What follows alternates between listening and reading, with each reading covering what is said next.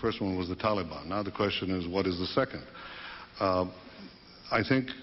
Well, excuse me one second. You're making a connection between the Taliban and Iraq? Yes, I am. I'm saying that if you look at those who harbor terrorists and those who support terrorists... I guess I was looking for a connection between September 11th and my understanding why we went to the Taliban is there was a connection there. They were harboring somebody that we believed did the act on September 11th. Yes, that's the first reason why you did it. Now you're going to take me from September 11th to Iraq somehow?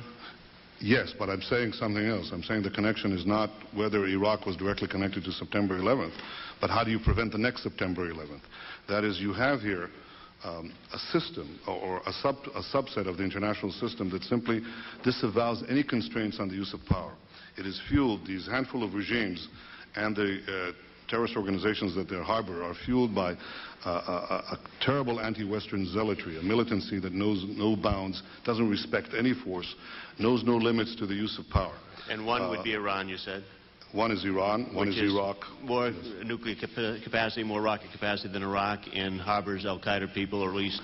Yes, now the question you have is this. The question you have is this. This is now a question of, not of values.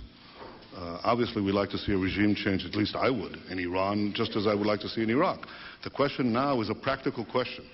What is the best place to proceed? It's not a question of whether Iraq's regime should be taken out, but when should it be taken out? It's not a question of whether you'd like to see a regime change in Iran, but how to achieve it. Iran has something that Iraq doesn't have. Iran has, for example, 250,000 satellite dishes. It has internet use.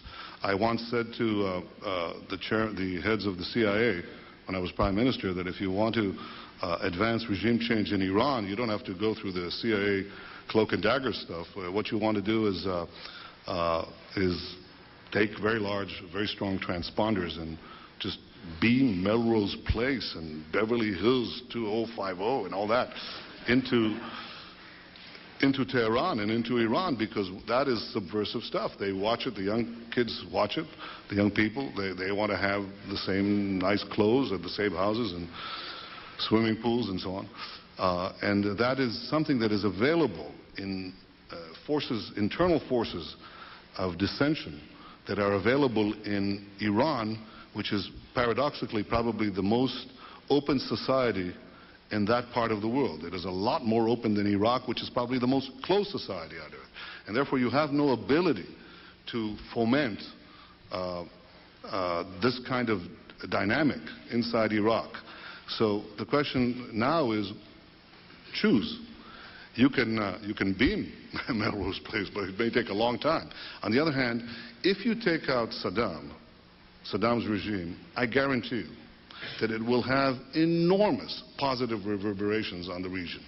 And I think that people sitting right next door in Iran, young people, and many others will say, the time of such regimes, of such despots, is gone. There is a new age. Something new is happening.